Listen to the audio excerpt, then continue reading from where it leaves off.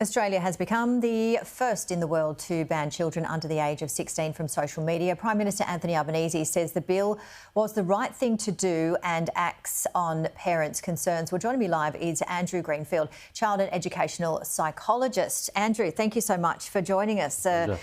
Making worldwide news.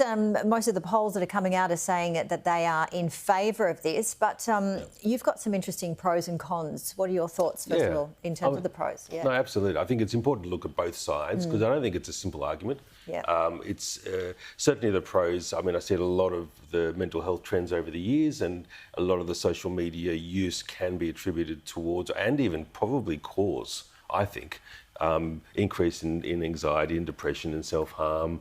And I think we have to take that seriously, and we've seen in the media as well recently with certainly, some deaths, and it's not something that we have to let go. We have to keep fighting for that. So there's no question about that. Obviously, it can lead to addiction issues, and we're seeing sleep deprivation because kids are on devices, attention issues, decrease, the issues with grey matter in the frontal lobe. So there's a whole lot of issues that we can't ignore. Having said that, we have to be realistic as well, and I think kids need some sort of platform to be able to connect with others. I mean, that's huge. I think that can be hugely powerful. We need a platform where we can actually advocate for our views, people with similar interests. So I think it's not just yes or no, it's not all bad. We need to be able to consider both sides. And I think many people are saying that bringing up addiction, I mean, there's adults that have addiction issues as well, but we've heard that they employ psychologists to actually change algorithms and to make them, these certain platforms and programs addictive. Yeah, and I think this is huge. I mean, a lot of the times we rely on the parents to be able to help their kids with these addictions and knowing what their kids are on, but a lot of the times parents have issues themselves. The one huge thing that I say, often kids are trying to tell their parents to get off the devices. Well, it's not their job.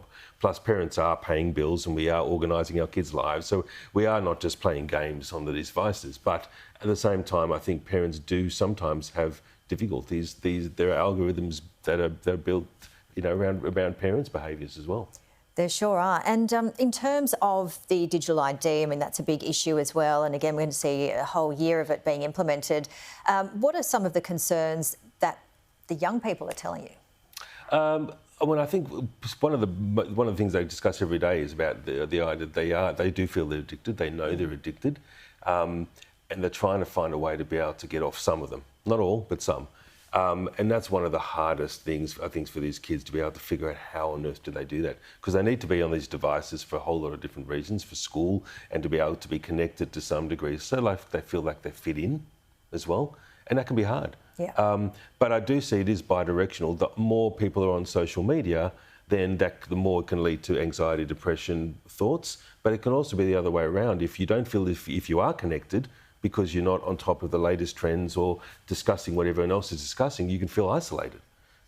So it is bi-directional. During COVID, it was completely, all those trends went out the window because that was the only way people could be connected, by being on social media and being on devices. So for the 17-plus-year-olds, it actually led to a decrease in mental health issues, believe it or not, during COVID period.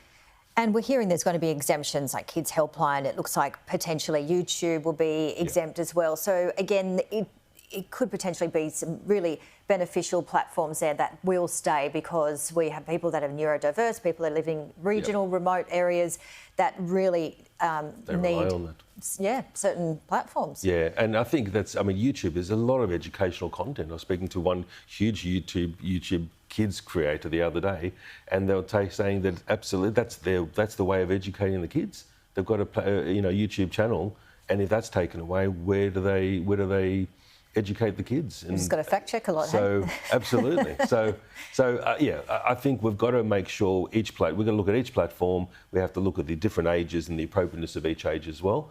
And there is a lot of detail that we need to look at. We can't just say yes or no. It's not as simple as that. Yeah, and that whole narrative of telling somebody not to do something potentially can make them do something even more.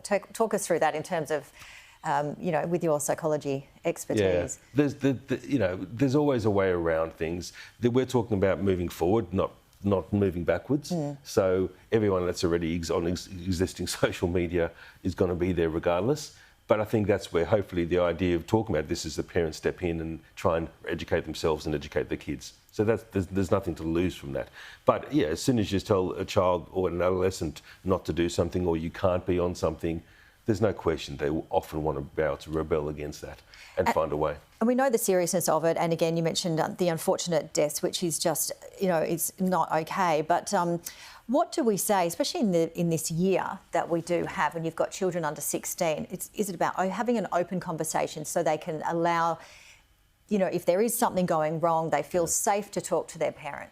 Yeah, absolutely. That is the biggest piece of advice that I give to parents and the adolescents is open the lines of communication, talk about things. If you're not sure that something seems to be as, when you're online, it seems too good to be true, or you think that someone's overly nice or is engaging way too much, you need to be able to talk to someone about that because often it isn't what it seems to be. Yeah. And kids are a bit naive. They don't really understand that.